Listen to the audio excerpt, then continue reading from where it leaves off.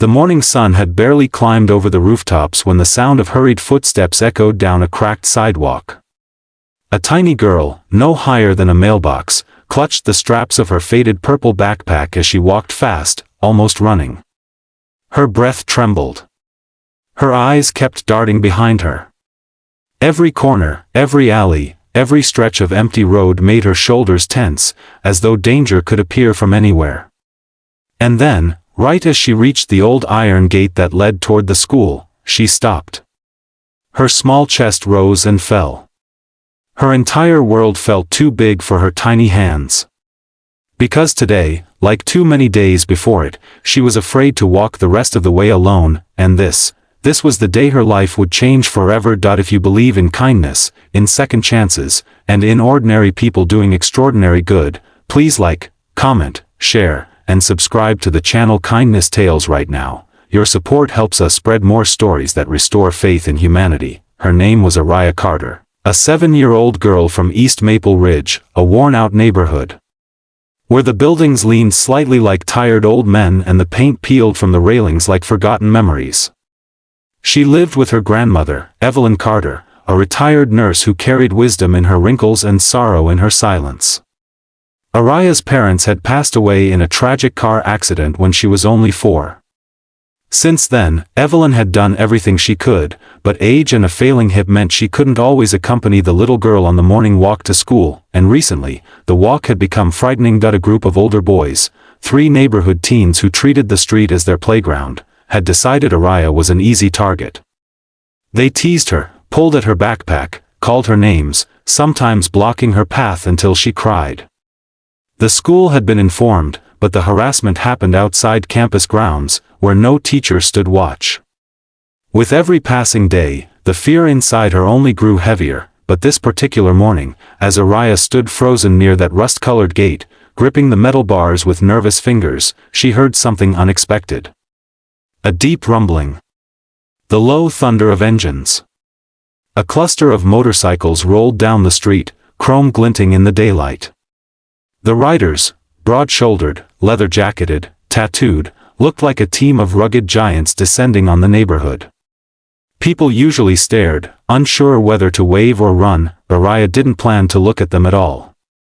She just wanted to disappear, but one of the bikers noticed her. Brogan Bear Maddox, leader of the Maple Ridge Road Guardians, wasn't the kind of man kids normally approached. With his long braided beard, weather-worn skin, and arms thick as tree trunks, he could look intimidating even while smiling.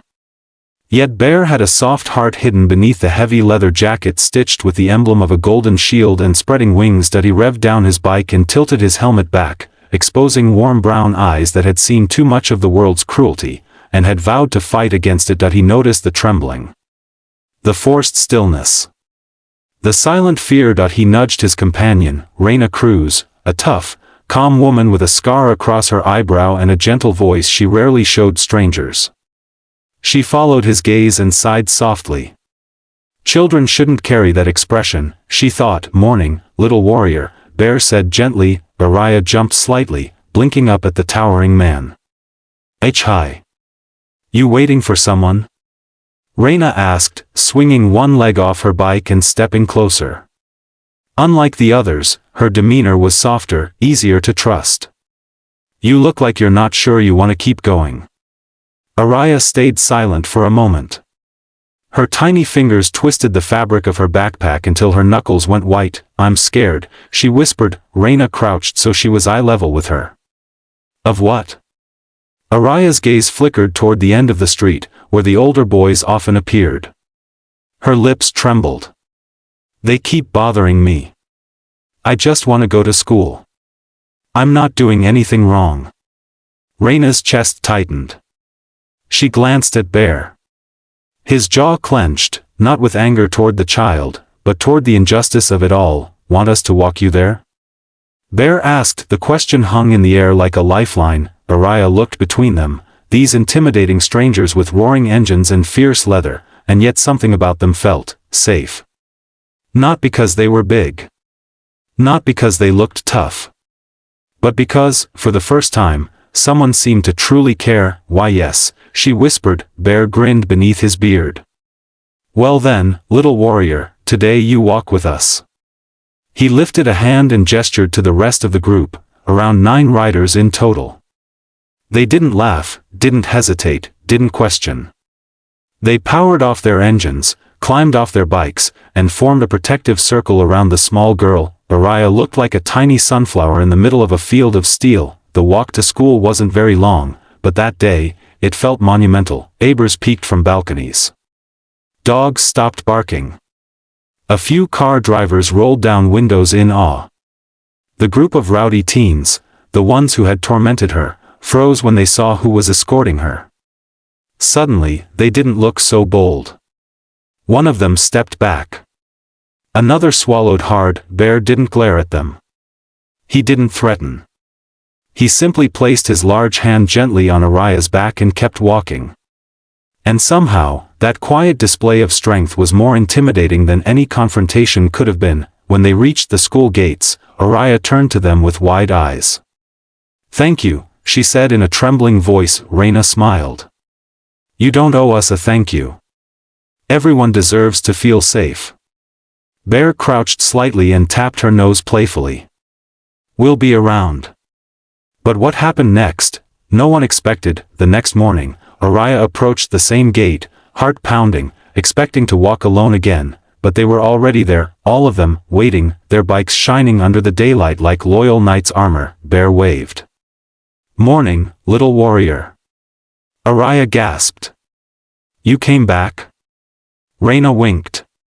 "We said we'd be around." And so began a tradition that transformed a community. Every day, the road guardians walked Araya to school. Rain or shine. Some days only 3 riders could make it.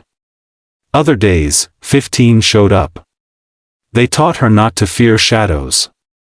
They taught her that kindness didn't always come wearing soft clothes. It sometimes arrived on roaring engines. Soon, other kids in the neighborhood approached them. Bullied children. Shy children. Children whose parents left early for work. Parents started thanking the bikers with pastries, homemade lunches, and smiles that hadn't been seen in years. One morning, Evelyn Carter stood outside the building as the bikers escorted her granddaughter home. She wiped a tear from her cheek and told Bear, "You've given her something I couldn't. Safety, and courage. You don't know what that means to me." Bear placed a hand over his heart. "Ma'am, she gave us purpose. You don't know what that means to us." Word spread. A local news reporter filmed a segment. Donations began pouring in for their small community center. The bikers started offering free self-defense workshops for teens, tutoring sessions, even food drives, all because one tiny girl asked, "Can you walk me to school?" Months passed, and Araya transformed. She no longer cowered at the sound of footsteps behind her. She no longer rushed down sidewalks with fear in her throat. Instead, she stood taller. She smiled more. She raised her hand in class. Her teacher even said she had begun helping younger children who felt lonely at lunchtime. Her courage had blossomed. And in doing so, she had helped an entire neighborhood bloom. But the most emotional moment came one sunny afternoon during the annual Maple Ridge Community Fair. Bear took the stage, reached into his vest, and pulled out a small golden pin shaped like the road guardian's crest that he called Araya forward. The crowd went silent. "This little warrior here," Bear said, voice thick with emotion, "reminded us that strength isn't about size, fearlessness, or leather jackets. Sometimes strength looks like a tiny girl who still chooses hope even when the world feels scary." He knelt and pinned the crest to her backpack. "You're officially our youngest honorary guardian." Tears filled Evelyn's eyes. The crowd erupted with cheers. Araya beamed like the sun itself. Before the ending, "Please comment, kindness lives here. Your words help this community grow." And so, in the daylight of an ordinary neighborhood, a 7-year-old girl and a group of unlikely protectors proved something extraordinary, that kindness doesn't require perfection, power, or wealth. It simply requires heart.